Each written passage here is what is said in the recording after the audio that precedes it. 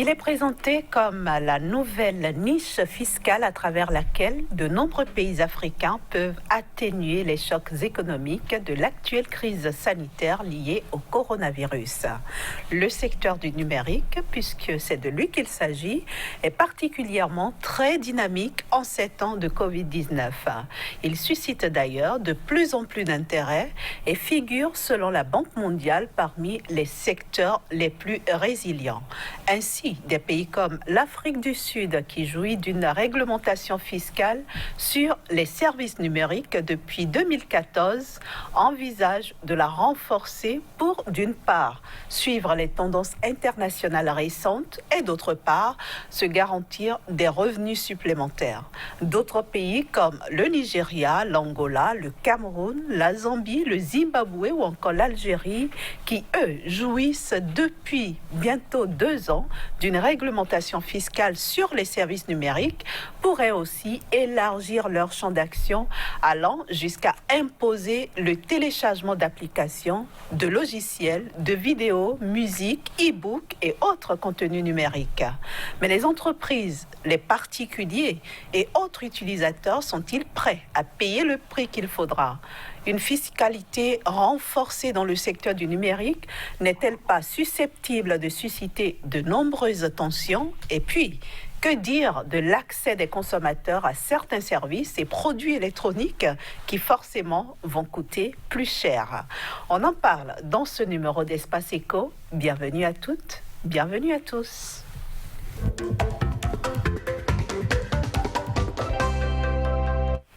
Et pour en parler, j'ai sur ce plateau 2 invités. Rodrigue Coco, un expert en numérique. Bienvenue à vous. Bonjour. Et en face de Rodrigue Coco, un autre Rodrigue, Rustico cette fois-ci, président de l'Association des gestionnaires comptables et fiscalistes du Bénin. Bienvenue, président. Merci beaucoup. Bonjour, Inès. Bonjour. Alors, taxer le secteur numérique pour mieux faire face aux conséquences de la pandémie de coronavirus, est-ce bien pensé ? Alors, merci beaucoup. Je pense que, étant donné que le secteur numérique, c'est un secteur qui génère assez de demande, assez de revenus, et la fiscalité est beaucoup plus attirée par l'endroit où il y a des revenus. Et donc, une fois il y a des revenus dans un système donné, automatiquement, la fiscalité doit pouvoir s'adapter le plus rapidement possible. Je vous donne un exemple très simple. Vous allez voir aujourd'hui des transactions qui se passent très vite. Une personne a besoin de quelque chose rapidement, il envoie l'argent par un moyen électronique, la personne a reçu l'argent. Et donc, si la fiscalité ne s'adapte pas à la réalité actuelle, vous allez voir qu'il y aura beaucoup de paradis fiscaux, il y aura beaucoup de fuites d'accords de capitaux et l'État ne pourra pas maîtriser ça. Actuellement, en période de Covid, c'est vrai, c'est une opportunité parce que cette pandémie a mieux même accéléré l'utilisation des numériques dans les échanges aujourd'hui. Bon, est-ce qu'il faut tasser tout de suite et immédiatement? À ma connaissance, à mon analyse personnelle, il ne faut pas tasser ça tout de suite immédiatement. Mais il faut programmer la taxation. C'est important. Il faut programmer la taxation. Il faut communiquer autour de la nouvelle réglementation fiscale qu'on va mettre en œuvre pour que les acteurs de ce système-là puissent s'apprêter, naturellement, parce que vous comprenez avec moi que taxer un service immatériel, un service que vous ne voyez pas, mais vous jouissez. Après, c'est pas aussi facile d'accepter tout de suite et immédiatement. Mais ce qui est sûr, on doit arriver là parce que même l'État central a commencé déjà par le faire. On vous oblige déjà de payer vos impôts, vos taxes, tout ça là, via le numérique. Donc, conséquence, il faut mettre en place un dispositif réglementaire pour pouvoir cadrer tout simplement ce système-là pour éviter les fuites de capitaux. Je pense qu'on va revenir un peu sur les mécanismes, les stratégies qu'il faut mettre en œuvre pour que le consommateur lambda ne soit pas vraiment essoufflé. En attendant d'en arriver là, Rodrigue Coco, vous êtes expert en numérique. Alors, êtes-vous prêt à mettre la main à la poche? C'est une bonne question. Déjà, le numérique est Covid ou pas, est déjà taxé. D'une manière ou d'une autre, on paye déjà les taxes dans le domaine du numérique. Maintenant, la situation liée à la pandémie nous ramène à nous poser la question, est-ce que nous, acteurs du numérique, nous sommes prêts à sortir encore plus de sous pour, en quelque sorte, aider l'État? Je dis, ça va être un peu difficile parce que les réalités ne sont pas les mêmes puisque les pays africains veulent aujourd'hui suivre l'exemple d'autres pays, des autres pays beaucoup plus développés, avancés plus que nous dans le domaine du numérique. Donc ça va être un peu plus difficile que les acteurs du numérique payent encore plus des taxes en cette période de la pandémie où les réalités ne sont pas les mêmes. Voilà, c'est ce que je pourrais dire. Alors, quand vous dites que vous payez déjà des taxes, quelles sont ces taxes-là? Déjà, vous savez que les réseaux sociaux, par exemple, si je prends le cas des réseaux sociaux, sont taxés dans plusieurs pays africains. Je ne vais pas forcément citer des exemples, mais je sais que les réseaux sociaux sont taxés déjà. Il n'y a que les entreprises qui fonctionnent dans le domaine du numérique payent déjà les taxes sur revenus. Donc c'est déjà une taxe.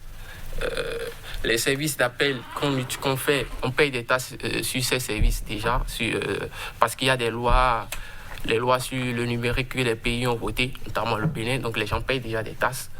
Donc si je ne pourrais que m'arrêter à ces taxes-là, c'est pour vous dire déjà qu'on paye des taxes. Mais dans le même temps, on a des géants du numérique. Je prends l'exemple de Google, Microsoft, Amazon, Netflix et autres qui ne sont pas représentés en Afrique, mais dont les services sont énormément consommés, mais qui ne sont pas prêts non plus à accepter la taxation. Président? Oui, ça fait partie des méandres de la technologie, puisque nous avons du mal à l'accepter. Mais c'est une réalité, tel que vous avez dit. Aujourd'hui, c'est des gens qui ont des démembrements un peu partout dans le monde. Mais beaucoup de personnes passent par leur plateforme pour distribuer des produits, pour commercialiser et pour placer des produits en entreprise. Mais vous allez voir qu'au niveau du secteur de numérique, c'est pas aussi visible que ça. Mais c'est quand vous vous asseyez, que vous faites un peu le point, vous vous rendez compte que l'échange qui se passe sur ces plateformes-là, c'est énorme. Et si on devrait transposer ces échanges-là réellement et physiquement comme ça, vous voyez combien de fois l'État va gagner.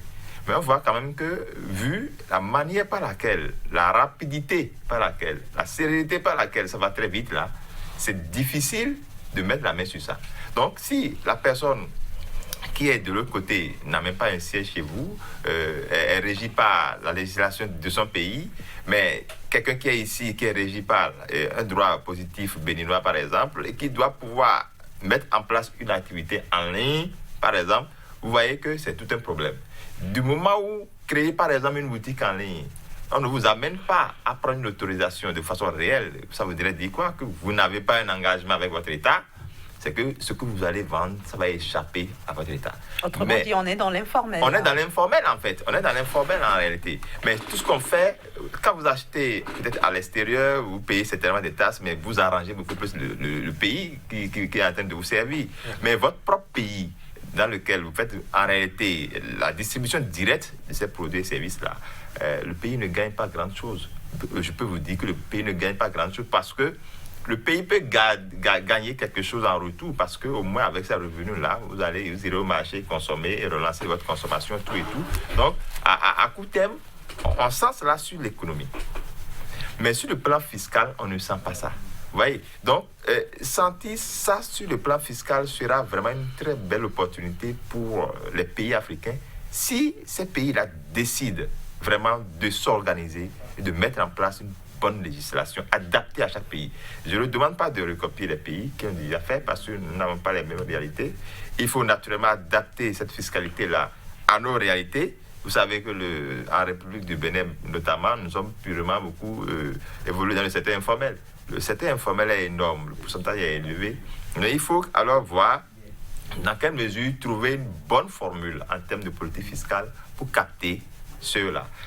Pour la petite histoire, vous avez remarqué la dernière fois qu'on a demandé à ce que même les médias numériques puissent commencer par prendre des autorisations. Parce qu'en réalité, un média qui est en ligne, qui fait de la publicité, de la communication, les gens évitent même de capter les médias qui ont des sièges. Les médias classiques. Les médias classiques. Donc, conséquence, ça pose un problème. Parce qu'on se demande, mais est-ce que nous, on va devenir quoi finalement?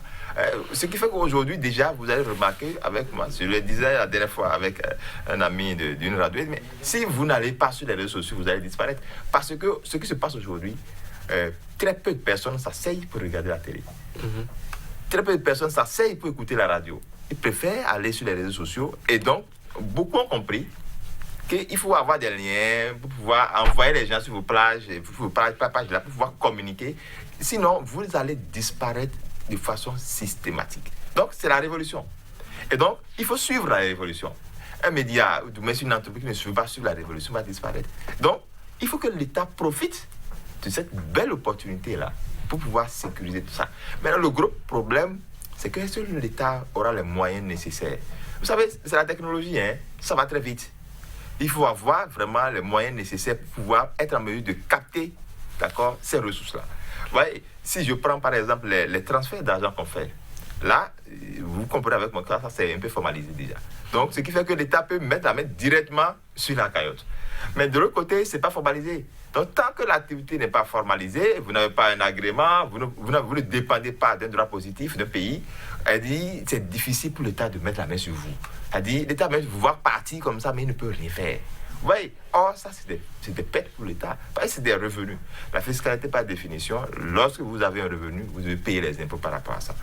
Et ce que vous tirez sur les réseaux sociaux, c'est des impôts que vous devez normalement payer par rapport à ça. Mais aujourd'hui, pour communiquer, même les gens viennent difficilement à la télévision pour passer un communiqué. Difficilement dans les radios pour passer un communiqué. Mais s'ils passaient par les radios pour passer un communiqué, c'est normal, cela va rentrer dans le chiffre d'affaires de la radio et sera alors taxé. Ouais. Mais aujourd'hui, ils préfèrent eux-mêmes voir quelqu'un qui les arrange des spots et ils diffusent ça. Les frères, il y en a assez à foison aujourd'hui. Mais pourquoi ne pas recadrer tout ça? Vous voyez, donc autant de polémiques au niveau des numériques qu'aujourd'hui, on comprend que c'est une révolution. Et on doit réfléchir et savoir comment tirer notre épingle du jeu, comment nous adapter à ça, comment développer une fiscalité orientée vers nos réalités. Sur tout ça, pour que ceux-là, ne serait-ce que l'officier un forfait à payer, je pense que de façon humaniste, ils vont naturellement accepter de payer. Mais si on doit commencer en période de Covid pour leur demander en même temps de commencer par payer, je suis que les gens vont trouver encore les formules nécessaires. Pour la petite histoire, vous allez remarquer dans ce pays, il y avait une situation où les gens avaient bloqué le fonctionnement de WhatsApp, mais il n'y a même pas 24 heures. Ils ont développé des alternatives. Automatiquement, ils sont allés déterminer encore Instagram, là, je ne sais pas quoi là. Telegram, voilà. Automatiquement, ça a encore repris. Vous voyez, donc, c'est comme un voleur, en fait. Quand il vient chez vous aujourd'hui et vous l'avez pris, il cherche en même temps notre moyen pour venir vers vous. Donc, la technologie est tellement avancée qu'on a du mal à maîtriser ça. Dans la maîtrise, là, c'est très compliqué. Je ne sais même pas. Même dans les pays où ils ont une législation, là, ils ne peuvent pas tout cadrer. Ils ne peuvent pas tout voir. Vous voyez, parce qu'il y a des choses qui vont les échapper. C'est ça, la réalité du secteur numérique. Donc, je pense que l'État a tout à gagner à investir dans ce secteur-là pour chercher les moyens pour pouvoir capter alors ces acteurs qui sont sur le secteur d'activité pour qu'ils puissent libérer un peu d'impôts. Parce qu'il y a des gens qui ont leur boutique ouverte 24 heures sur 24, 7 jours sur 7. Et qui fonctionnent. Qui fonctionnent normalement et bien. Qui génèrent beaucoup d'argent. Mais l'État a besoin de ceux-là. Voilà qu'ils n'ont même pas un siège. Les tests, la réglementation de loi, c'est clair. Il faut avoir un siège où on peut venir vers vous. Voilà, vous ne pouvez pas venir vers moi. Vous allez prendre l'impôt sur moi comment? Vous voyez, donc c'est tout un problème. Il faut que les tests qui régissent l'espace Ouada puissent être revus et adaptés au numérique. Sinon, on va toujours avoir des fuites de capitaux. Les gens vont faire des affaires, de grosses affaires sur des plateformes, mais on ne va pas vraiment revoir. On ne va pas voir la traçabilité. Au niveau du fisc. Donc, alors, Rodrigue Coco, oui. Allez-y. Si vous me permettez, je suis un peu d'accord avec M. Rustico. Oui, vous voyez, normalement, les États africains doivent s'organiser pour tirer profit des géants que vous avez cités tout à l'heure, Facebook, Google, parce que nous, le consommateur, il paye des publicités à ces géants-là. Par exemple, sur Facebook, le nombre de publicités payantes que les gens font par jour, je ne peux même pas chiffrer ça. Mais nos pays ne recueillent aucun... N'en bénéficient pas.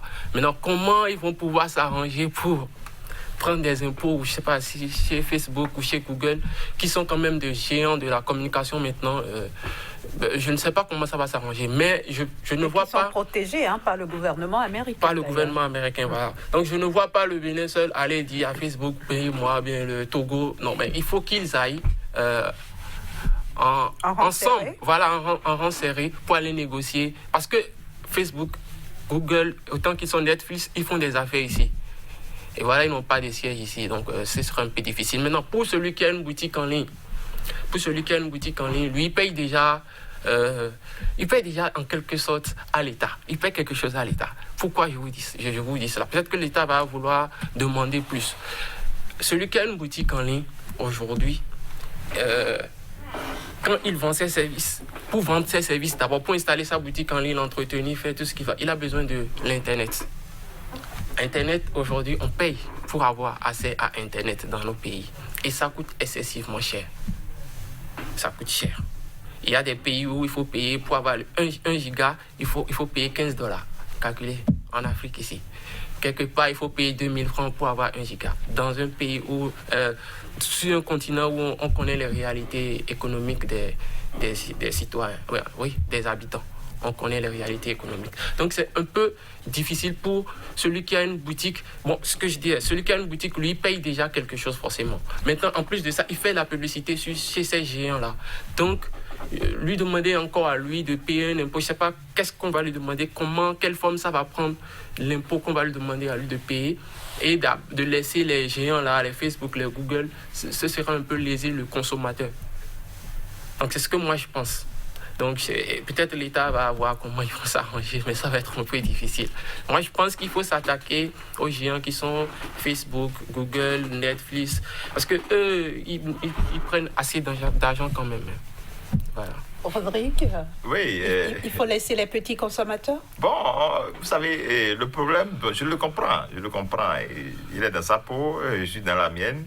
Et ce que nous sommes en train de dire, ce que vous payez là, dès que vous exercez une activité sur le territoire de votre pays et que l'argent ne rentre pas directement dans la caisse de l'État, bon, on suppose qu'en réalité, vous êtes dans l'informel. D'accord? Bon, maintenant, okay. C'est vrai que quand vous voulez ouvrir une boutique en ligne, en fait, le siège de la boutique est où? La problématique est là, c'est en ligne. Oui. D'accord? Oui. Mais vous dépendez d'un partenaire qui est à l'extérieur. C'est lui qui vous aide à créer votre boutique en ligne et vous faites vos arrangements, tout et tout. Vous faites tout de façon virtuelle. Okay. Donc, on ne peut même pas mettre la main sur vous. Les transactions se font entre votre pays et de l'autre côté également. Donc, vous voyez que si l'État veut capter les ressources, tous les moyens de transfert d'argent, il faut les sécuriser. Tous les moyens de transfert d'argent, on peut les sécuriser. On peut les capter et savoir combien nous envoyons, d'accord, combien on envoie à l'extérieur. Parce que vous savez, ce serait formidable de parvenir à avoir peut-être un géant carrément pour l'Afrique, où c'est vraiment le patrimoine de l'Afrique. Parce qu'aujourd'hui, tout ce que nous faisons sur les numériques, on les envoie à l'extérieur. La bonne partie, c'est à l'extérieur. Mais le peu qui reste dans le pays, là, ça va dans la poche du promoteur. Et lui, finalement, qu'est-ce qu'il va faire? Il va consommer. Il va utiliser ces ressources-là pour pouvoir aller satisfaire ses propres besoins avec. Dans ça, l'État va se dire, bon, mon économie est en train d'être relancée à travers la consommation. Donc l'État va dire, bon, ok, au moins, ça lui permet au moins de venir au marché, d'acheter et de revendre. C'est déjà bon pour moi. Mais est-ce que je parviens à prendre quelque chose par rapport à son activité? Vous voyez, donc la fiscalité sera assise sur le fait que vous créez de la richesse. Parce que vous achetez un bien à 1 franc, vous le vendez à 1 plus 1 franc. Il faut qu'on prenne une taxe sur les 1 franc que vous créez comme richesse. En fait, c'est la philosophie de la fiscalité. Donc, au niveau du secteur numérique également, ça devait être pareil. Mais le gros travail, c'est qu'on n'a pas encore les moyens nécessaires pour pouvoir ceinturer ce réseau-là. Parce que si l'État décide aujourd'hui, là, demain, là, ils vont trouver en même temps un autre canal. C'est un système, c'est un secteur qui évolue à une vitesse de croisière. Vous ne pouvez pas maîtriser les numériques. Vous ne pouvez pas. Vous imaginez que vous postez quelque chose aujourd'hui, dans la seconde, là, c'est parti partout dans le monde. Oui. Et on veut maîtriser ça, on ne pourra pas. C'est-à-dire, il faut trouver les moyens pour leur demander, pour les supplier de payer un peu. Je dis, mais pour les supplier, parce qu'ils vont vous trouver les formules nécessaires pour encore s'évader. Donc, il vaut mieux discuter avec eux. Leur faire comprendre que, bon, si vous voulez exercer, créez-leur, carrément, pourquoi pas ne pas leur créer un nouveau statut particulier en tant qu'entrepreneur. Pour comprendre que voilà les gens que j'ai sur mon territoire qui mènent cette activité-là. Et donc, leur mettre en place un forfait. Mais ne rien leur laisser là. L'État va rester debout, va voir les flux passer, mais ne pourra pas mettre la main sur eux. Ouais, parce que si vous voyez l'argent qui passe, je n'ai même pas un siège ici. Vous allez mettre la main sur moi comment? Donc vous voyez, la problématique, elle est très grande. Les géants qui sont là-bas, ils n'ont rien à cirer avec nous. Et ils se disent, bon, moi je ne vous ai pas appelé. Hein. C'est vous qui avez décidé de venir vers moi. Donc si vous voulez faire business avec moi là, payez-moi mes redevances et puis le problème est réglé. Arrangez-vous là-bas, vendez dans votre pays. Point. Mais quand vous vendez déjà sur le territoire de votre pays, vous devez comprendre que vous devez payer les impôts par rapport à ça. Mais voilà que vous n'êtes pas dans le secteur formel. Il faut que vous vous formalisiez. Cela suppose quoi? La formalisation du secteur du numérique, d'accord, est devenue aujourd'hui une nécessité. Si on ne formalise pas, on ne peut pas retirer du secteur numérique des devises. On ne pourra pas. Donc l'État a un grand rôle à jouer pour pouvoir aider vraiment ces acteurs-là à d'abord se formaliser. Oui. Et après formalisation, on va définir maintenant un statut et après ça, on va définir maintenant le forfait qu'il doit pouvoir payer. Sinon, dès que nous-mêmes, là, on n'est pas organisé ici, là, même si on demande aux géants de venir nous reverser quelque chose, ils ne vont pas le faire. Parce qu'ils vont nous demander, mais combien vous avez en réalité comme éléments qui travaillent avec moi? Et peut-être que les gens vont vous dire, mais votre pays africain, là, vous avez à peine quelques éléments, là, allez voir tel pays. Il y en a assez. Vous voyez, donc il faut d'abord qu'en interne, il y ait une bonne organisation des acteurs et que l'État parvienne également à aider ceux-là dans l'exercice de leurs fonctions. Parce qu'aujourd'hui, j'avoue que c'est un secteur, quand vous n'êtes pas dedans, vous êtes dépassé. Vous voyez, il va être dépassé tout de suite immédiatement. Donc, c'est une niche qui est là, mais il faut trouver une fiscalité adaptée, d'accord? Très flexible, hein? Pas très dure. Parce que si cette fiscalité est très dure, je vous assure qu'ils vont trouver en même temps le plan B et vous n'allez même pas les retrouver. Parce que quand ils trouvent le plan B, la vitesse de croisière est très rapide. Et ils vont très vite encore et davantage par rapport à avant. Bon, vous voyez, c'est un peu compliqué. C'est très compliqué, et le numérique. Ce n'est pas un secteur où on se lève un jour seulement puis on rentre dedans. Non. Quand vous rentrez dedans, vous devez vraiment être... vous devez avoir le cœur, quoi. Le cœur pour pouvoir avancer. Et rassurez-vous que vous êtes en train d'enrichir en fait d'autres personnes. Parce que ce n'est pas ici. La bonne partie de la devise va à l'extérieur. Donc, vous voyez, autant de choses. Je pense que les États africains doivent se réunir et travailler en synergie de manière à ce qu'il y ait une fiscalité appropriée à l'espace africain qui sera appliquée à tous les États membres. Pour les faire comprendre que... Et là, tant qu'au niveau de l'Afrique, on est unis, je pense qu'on a la capacité de s'imposer maintenant à ces grands-là.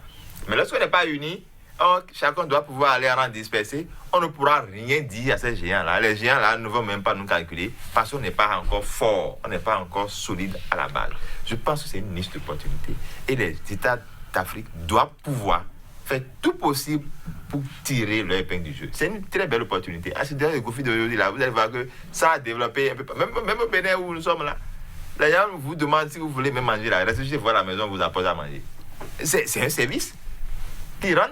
Mais comment vous payez? Vous payez carrément en espèces. Vous savez, la seule bonne manière pour ne pas déclarer ses revenus, c'est de faire des opérations en espèces.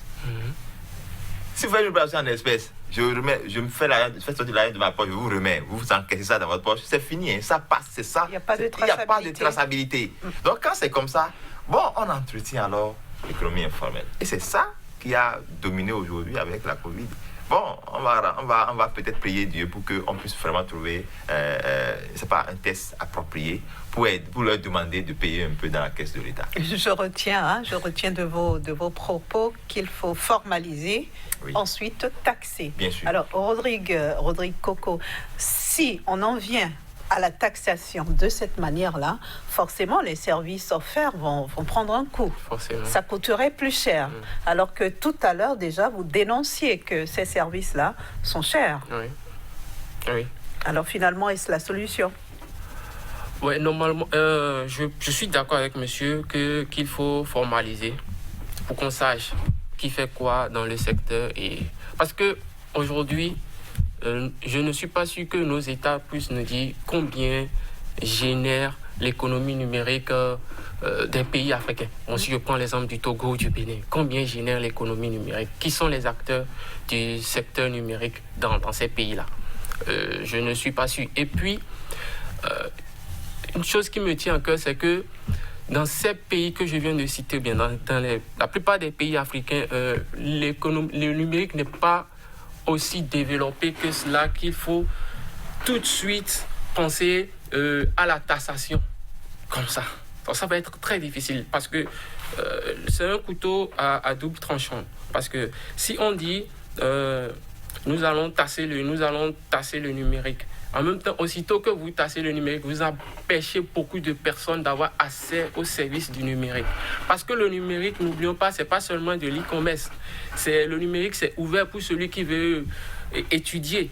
C'est ouvert pour celui qui veut se divertir. Juste faire des recherches. Voilà. Donc, lorsque vous tassez forcément le numérique, vous donnez un coup à cette autre catégorie de personnes-là. Donc, il faut quand même s'organiser à préparer le terrain, à préparer réellement le terrain. Parce que si on prend les pays africains par rapport aux autres pays, les pays des autres continents, nous on est quand même en retard. Hein. On est quand même en retard. Et pour rattraper notre retard, ce n'est pas en mettant des barrières, parce que moi je dis tasser le numérique comme cela s'entend aujourd'hui. Quand j'entends certaines personnes parler des tasses pour tirer des mannes du numérique en période de Covid, c'est comme tasser en quelque sorte l'innovation. Vous voyez ce que je veux dire? Donc, comme le dit monsieur, il faut organiser le secteur du numérique pour savoir qui fait quoi. Et en même temps, il faut que les pays africains, parce qu'il a dit que les pays africains doivent s'accorder pour aller à l'assaut des géants qu'on vient de citer. Mais en même temps, pour qu'ils s'accordent, il faut qu'ils s'accordent déjà sur la tarification des services Internet. Parce que si dans un pays, on paye 1,50$ pour avoir accès à 1 giga et ailleurs, on paye $15, et que sur ce même continent, les gens doivent aller ensemble pour aller demander à Facebook nous allons prendre des mannes chez vous, ça va être difficile. Donc il faut qu'il y ait une harmonisation des coûts d'accès à Internet pour que ensemble ils puissent aller vers ces géants-là. Donc voilà un peu ce que je pourrais dire par rapport à ce que vous m'avez demandé. En même temps, moi, je pense beaucoup plus aux consommateurs parce que si on augmente les coûts, s'il faut mettre de l'impôt, le consommateur va payer plus. Mais est-ce qu'on est assuré que le consommateur a plus de pouvoir d'achat? C'est toute ma question. Monsieur Rustico, taxer reviendrait à exclure certains consommateurs des services numériques. Bon, vous savez que si vous êtes un amoureux du service numérique, quand le taxe passe là, c'est sûr que vous serez toujours consommateur. Maintenant, le coût va naturellement changer. C'est normal. Ce coût-là, il faut partager le risque. Vous diminuez un peu votre marge. Et le consommateur aussi doit pouvoir comprendre qu'il va payer le prix. Donc, vous savez, c'est souvent l'avantage d'être formalisé. Si vous êtes formalisé, vous devez être en mesure de payer le prix. Le prix, naturellement, vis-à-vis de l'État, c'est les impôts. Sur les impôts. Et quand vous payez les impôts aujourd'hui, on vous considère comme étant un bon citoyen. Je serais heureux d'apprendre peut-être que, au niveau des États africains, on a le répertoire des acteurs qui gèrent ce secteur-là, par exemple. Si aujourd'hui, on n'a pas une base de données fiable sur laquelle on peut se baser pour dire, ah oui, on a aujourd'hui l'association des gens qui sont dans le secteur d'activité par pays et puis ils vont se regrouper. Ce n'est qu'ensemble comme ça, ils peuvent défendre leur cause. Mais si chacun doit pouvoir voler de ses propres ailes à sa manière, c'est un peu compliqué. Et c'est dans le fait désordre-là que l'État a du mal à mettre la main sur les gens. Mais ça, quand vous vous organisez, c'est bien. Ça permet à l'État de prendre des décisions. Ça permet également à vous d'améliorer vos pratiques quotidiennes. Et le coût, tout est une question de négociation. Ce que nous disons maintenant là, même si on vous demandait peut-être de payer un forfait par rapport à ce service-là, qui n'a rien à voir avec un impôt classique ou ordinaire, vous allez voir que l'État va gagner beaucoup d'argent dedans.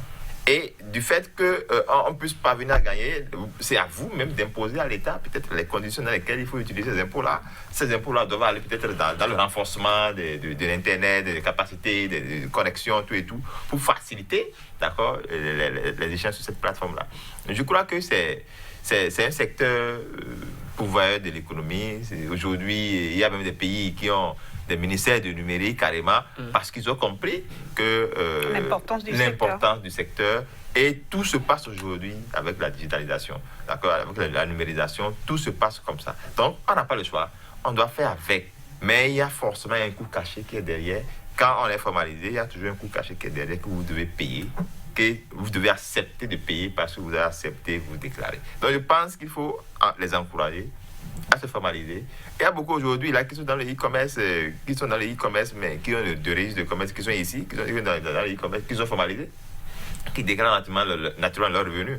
Vous voyez, parce que nous sommes dans un système fiscal déclaratif, c'est-à-dire que c'est nous-mêmes qui disons à l'État ce que nous avons fait. C'est pas à l'État de venir nous dire que voilà ce que tu as fait. Vous voyez, c'est nous-mêmes qui faisons d'abord le premier geste vers l'État, et l'État peut venir après contrôler si ce que nous avons déclaré là est juste ou pas. Vous voyez, c'est d'abord l'erreur de notre système déclaratif là qui fait que chacun est dans son coin, il fait son activité, il dit bon, moi j'ai pas besoin de l'État, puisque je ne déclare rien à l'État. Vous voyez un peu.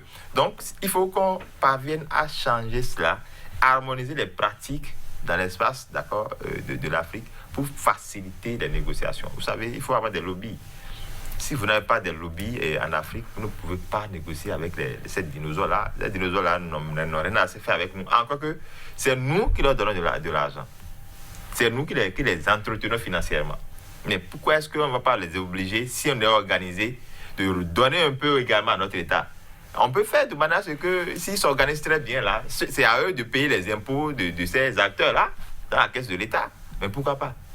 Pourquoi pas? Donc, c'est une question d'organisation, une question de vision. Et puis, ce n'est pas une question d'aller en rang dispersé. Si on va en rang dispersé, ça ne marchera jamais.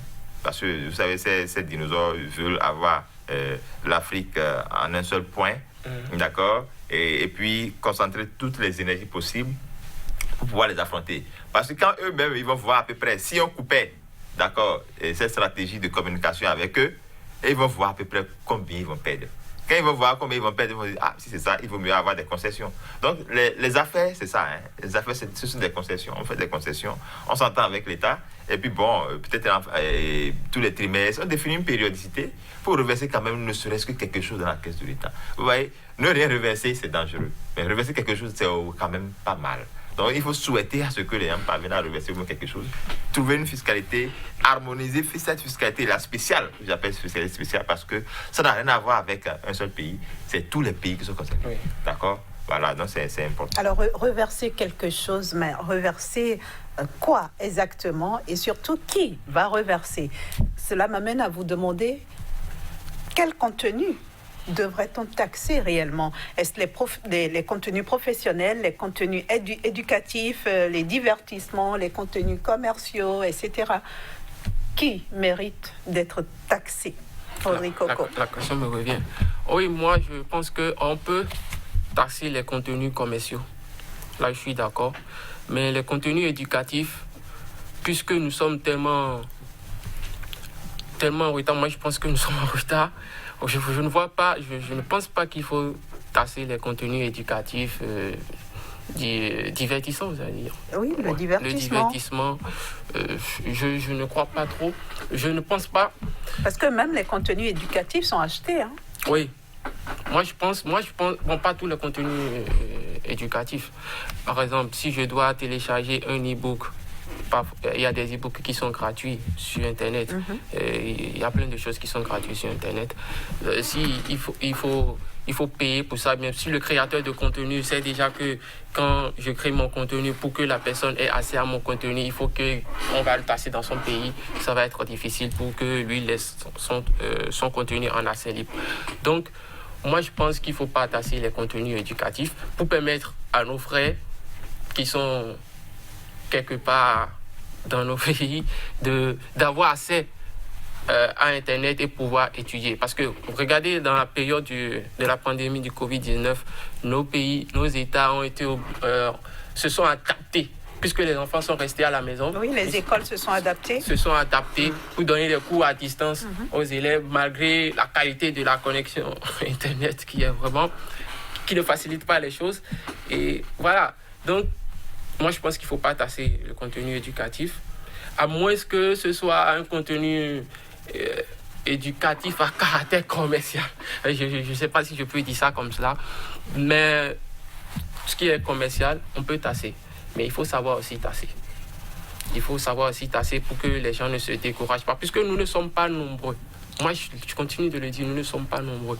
Il faut laisser la chance aux gens d'investir le secteur, de se trouver un confort et commencer par tasser. Moi, c'est ce que je pourrais dire. Rodrigue Rustico, quoi taxer? Oui, quoi tasser? Dès que vous créez de la richesse, il faut que ça soit tassé. La richesse, ça voudrait dire quoi? J'ai acheté un bien à 100 francs, je l'ai revendu à 150 francs, j'ai créé une richesse de 50 francs, je dois pouvoir être en mesure de reverser quelque chose sur les 50 francs. C'est aussi simple que ça. Vous voyez? Donc, si c'est une œuvre, un livre... Donc, tout ce qui est payable, en fait. Bien sûr, tout ce qui est payable doit être tassé. Maintenant, si, la personne veut acheter un livre pour étudier, on parle de payer des tasses, vous voyez? Donc, il faut qu'on définisse le champ d'application, d'accord, de cette nouvelle réglementation fiscale qui va mettre l'accent sur les choses à tasser et les choses non tassables. Puisque la belle preuve, en fiscalité, nous avons les opérations tassables, les opérations non tassables. Donc, ce qui est non tassable sera clairement défini. De manière à ce que chacun puisse sentir que, ah oui, ça, quand je mène ça, je ne peux pas payer des impôts par rapport à ça. Mais par contre, quand j'achète et je revends, ah oui, je dois payer des impôts par rapport à ça. Et ça, je tiens à confirmer et à affirmer sur ça. Quand vous achetez et vous revendez, vous créez une marge. Vous allez payer l'impôt par rapport à ça. Mais par contre, si vous achetez un bien à 100 francs, vous revendez encore le bien à 100 francs, l'État ne va pas vous regarder. Parce que vous n'êtes pas dans le business. Vous voyez? Donc, dans ce contexte-là, vous ne créez pas de la richesse. Conséquence, vous n'avez pas d'impôt à payer. Oui. Donc, celui qui paye impôt, a priori, c'est qu'il a créé de la richesse. Donc, automatiquement, tout secteur d'activité au niveau du numérique qui aurait créé de la richesse doit pouvoir libérer une partie de sa richesse dans la caisse de l'État. C'est ça le problème. Maintenant, comment il faut mettre la main sur eux? La problématique, c'est à ce niveau-là. La problématique, c'est à ce niveau, parce que c'est un secteur très dynamique qui évolue à une vitesse de croisière. Donc, vraiment, moi-même, je ne sais pas encore trop comment il faut mettre la main sur eux. Mais l'État seul aura les moyens de le faire. Mais ce n'est pas dans le désordre qu'il faut le faire. Il faut le faire dans l'ordre. Alors, est-ce qu'il ne faut pas craindre avec tout ça un recul de la consommation des services numériques? Coco. Oui, moi je l'ai déjà dit tout à l'heure, c'est ce que je continue de dire. Si on tasse pour tasser, il y aura forcément un recul. Il y aura forcément un recul parce que déjà, figurez-vous que entre-temps, on payait 1 giga de connexion à 500. Le nombre de personnes qui se connectaient par jour, ce n'est pas le même que lorsque le giga est monté à 2000 francs. Ce n'est pas le nombre de personnes. Donc, si on tasse les services, forcément, vous allez voir qu'il y aura des entrepreneurs qui ne vont pas pouvoir survivre aux tassations et qui vont peut-être fermer. Il y aura d'autres qui vont avoir envie d'investir le numérique, faire leur activité à travers ces voies-là, et qui ne vont pas pouvoir venir parce que... par rapport aux charges, aux réalités que nous avons dans nos pays. On connaît les réalités qu'on a dans nos pays. Moi, je pense que forcément, il y aura un recul. Il y aura forcément un recul. L'autre chose que moi, je dis, depuis, on est en train de parler de de TAS, de formaliser le numérique, tout ça, mais on ne parle pas du service primordial qui fait que les gens vont investir le numérique. C'est l'accès à Internet. C'est l'accès à Internet tout le problème. Et la qualité du service qu'on vend, c'est ça. Aujourd'hui, vous allez vouloir faire un simple live sur Facebook et vous avez un abonnement mensuel, mais vous avez des difficultés à faire votre live. Il faut que l'État se préoccupe de ces situations-là, qu'il règle ces situations-là et qu'il nous permette de travailler avec fluidité. Parce que offrir la qualité pour exiger les taxes. Voilà, si la qualité est bonne, on fera beaucoup d'affaires, ça va être facile pour nous. Et plus on gagne, si l'État nous demande de payer, on sera en mesure de payer parce qu'on sait que quand même l'État nous a beaucoup aidé à ce niveau, mais Internet tel qu'il se présente aujourd'hui, ça nous empêche de travailler. Donc c'est ça. Rodrigo Rustico, nous tendons pratiquement vers la fin de cette émission. Votre mot de la fin? Oui, mon mot de la fin, c'est que je demanderai tout simplement à tous les États africains de s'unir, de s'organiser. Et d'abord, avant d'exiger quelque chose de quelqu'un, il faut forcément des préalables, naturellement. Donc, que mon homo pense déjà que avant que l'État ne vous réclame les tasses, l'État va faire quelque chose, forcément. On va mettre en place le dispositif pour pouvoir réclamer. Ce n'est pas toujours évident. Bon, pour un État réfléchi, et un État stratège, c'est comme ça. Il faut d'abord mettre en place le cadre, d'accord, mettre les gens à l'aise avant de leur commander, pas leur réclamer de quelque chose. Mais quand vous ne le faites pas, vous ne pouvez pas réclamer, mais écoutez, il ne faut pas du tout vous regarder. Parce que, vous savez, c'est du management, quoi. Du management, il faut d'abord créer les conditions favorables, d'accord, et puis commencer par leur demander, mais ici. Et je pense qu'il faut le faire, mais pas en rang dispersé, il faut qu'ils s'organisent pour le faire, harmoniser un peu les coûts, harmoniser un peu les pratiques, et avoir une base de données des acteurs de ce secteur-là. Sinon, si chacun doit constituer sa propre base de données-là, ils ne peuvent pas mettre la main sur eux. Or, vous savez, nous, tout ce qui concerne la richesse, c'est que la fiscalité est présente. Et puis, on préfère beaucoup plus que vous créez beaucoup plus de richesses et qu'on puisse également récolter beaucoup plus d'impôts par rapport aux richesses-là. Donc, moi, je vous encourage à aller de l'avant. Et puis, bon, nous aussi, on va essayer de réfléchir pour voir quelle méthode il faut utiliser pour collecter un peu d'impôts par rapport à ces revenus-là, qui sont aujourd'hui des mannes importantes pour l'économie. Ça, je le dis, c'est très important pour l'économie. Et c'est des fuites, d'accord, en réalité pour toute l'économie africaine. Mais vous imaginez si on avait même peut-être le dixième de cette manne-là dans les économies africaines, ça va construire quelque chose, ça va faire complètement quelque chose. Je pense qu'il faut avoir le cœur de partage là, en la matière, et puis ça va aller. Audrey Coco, votre mot de la fin? Oui, je suis d'accord pour que nos États africains se mettent ensemble pour aller réclamer des géants. Parce que moi, je continue de le dire, ce sont les géants qui ramassent plus la grosse partie de la manne, qui pour nous laisser, à nous, la petite partie. Donc, il faut que nos États africains s'arrangent pour nous offrir déjà un cadre adéquat pour que nous puissions travailler et créer de la richesse. Et là, ils pourront nous demander ce qu'ils veulent nous demander et on pourra donner dans la mesure du possible. Mais surtout, il faut qu'ils s'arrangent avec les géants pour qu'ils prennent de l'argent chez eux. Voilà, chers amis téléspectateurs, c'était le numérique, un potentiel de recettes fiscales pour les pays africains. Et sur ce plateau, pour en discuter, j'avais à mes côtés Rodrigo Coco, expert en numérique, et Rodrigo Rustico, président de l'Association des gestionnaires comptables et fiscalistes du Bénin. Merci, chers invités, d'avoir répondu à notre invitation et à très bientôt. À très bientôt. Oui, merci.